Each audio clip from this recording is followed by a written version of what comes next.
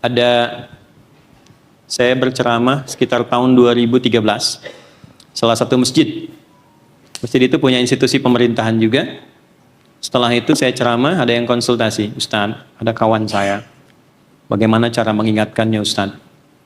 Dia itu baru kerja berapa bulan, ya belum eselon yang tinggi-tinggi, tapi jam tangannya sudah Rolex. Saya bilang, langsung aja lah ke yang paling tinggi, ingatkan pada kematian. Bagaimana saat menerima itu dia wafat? Masalahnya Ustaz, dia tidak takut mati, dia cuma takut miskin. Oh, ada kasus berarti yang kedua, takut miskin. Hubud dunia. Hati-hati ya. Itu penyakitnya namanya wahan.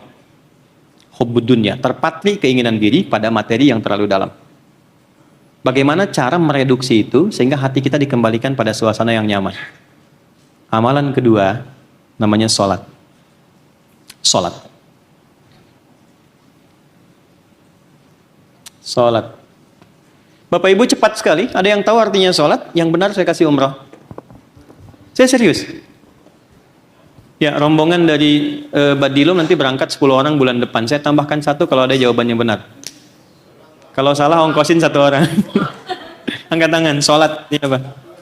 Ya, doa. Baik, bagus. Ada lagi yang lain? Sampai Cengkareng. Berserah diri. Nah ini, berserah diri. Ya, sampai imigrasi.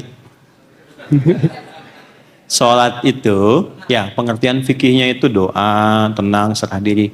Tapi secara bahasa, sholat itu artinya terkoneksi dengan kuat. Ya. Dari kata silah, sholat. Dari kata silatun, dari kata wasolat. Pernah dengar istilah silaturahmi? Ya. Silaturahmi itu kan gini, hubungan kasih yang kuat, yang saling memperhatikan, yang saat terpisah pun masih ingat. Jadi kalau Bapak Ibu bertemu begini, itu belum silaturahmi. Belum. Karena nyapa itu orangnya ada. Orangnya ada. Tapi kalau orangnya nggak ada, Anda menyapa dan mendoakan, itulah silah. Masih terkoneksi sekalipun dia berpisah.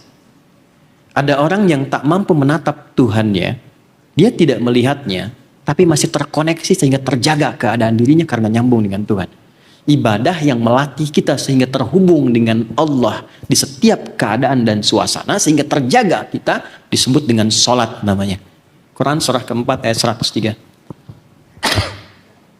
Quran surah 4 ayat 103. Fa'idha qadaitumus sholata, maka jika Anda telah tuntas mengerjakan sholat dengan benar, ingat dengan benar. Fadhkurullah, maka ciri pertamanya dia punya konektivitas dengan Allah, ingat Tuhan. Saya ulangi, dia ingat Tuhan. Qiyaman, baik saat aktivitas berdiri, wa qu'udan saat duduk, wa ala junubikum, bahkan saat berbaring. Dia ingat dengan Tuhannya. Makanya kalau kita selesai sholat, belum ada konektivitas itu, belum ingat, kita istighfar kan, astagfirullah, astagfirullah. Baru kita sambungkan lagi dengan zikir supaya ingat. Nah kalau sudah ingat itu, mustahil keluar masjid tertukar sendal, itu mustahil. Karena ingat Tuhan. Dipakai kan nyambung sama Tuhan. Nah itu baru jalan. Saat duduk di tempat Anda memutus perkara dan Anda ingat Tuhan, itu mustahil Anda salah ketik. Salah putusan itu mustahil, karena ingat Tuhan. Saya kan wakilnya Tuhan di bumi. Dan Tuhan sedang memantau saya. Dan itu dilatihnya dengan sholat. Nanti ada manfaat sholat itu yang menguatkan integritas. Di Quran surah ke-29 ayat 45. Semakin bagus sholatnya, semakin kuat sholatnya. Quran surah 29 ayat 45. Innas sholata tanha anil fahsya wal munkar. Fahsya itu keburukan yang bersumber dari syahwat. Maaf, zina, porno aksi, ya, pornografi, LGBT, kata-kata kotor, jorok, itu fahsya. Jadi mustahil ada orang sholat kata-katanya kotor, itu mustahil. Orang sholat itu lembut. Diksi katanya itu tidak menyakiti orang. Tidak berbuat yang asusila, itu mustahil. Orang jahiliyah aja jadi bagus kok saat sholat. Mungkar, maaf sekali, keburukan yang bersumber dari nafsu perut dan akal. Ya, suap menyuap, sogok menyogok, korupsi, ya, sampai bikin hoax, membunuh, merampok dan sebagainya, itu mungkar namanya. Itu mungkar.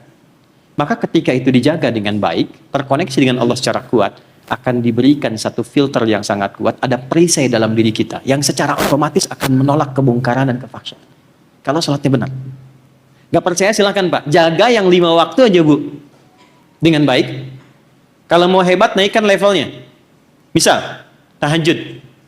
Ini saya kasih rahasia ya, tapi ini diantara kita saja ya. Tolong jaga ini baik-baik ya. Quran surah 17, ayat 79 sampai dengan 81. Pelan-pelan. Namanya tahajud. Kalau Anda, saya, kita konsisten bisa tahajud, ini jaminan langsung dari Tuhan, dari Allah, pencipta kita. Wa minal laili fatahajjad bi. Ambil sebagian malam untuk tahajud. Gak usah sepenuh malam, sebagian saja. Ya, pelan-pelan. Kalau konsisten tahajud itu sudah merasakan kenikmatannya, maka aku berikan 4 hal yang tidak diberikan pada yang tidak tahajud.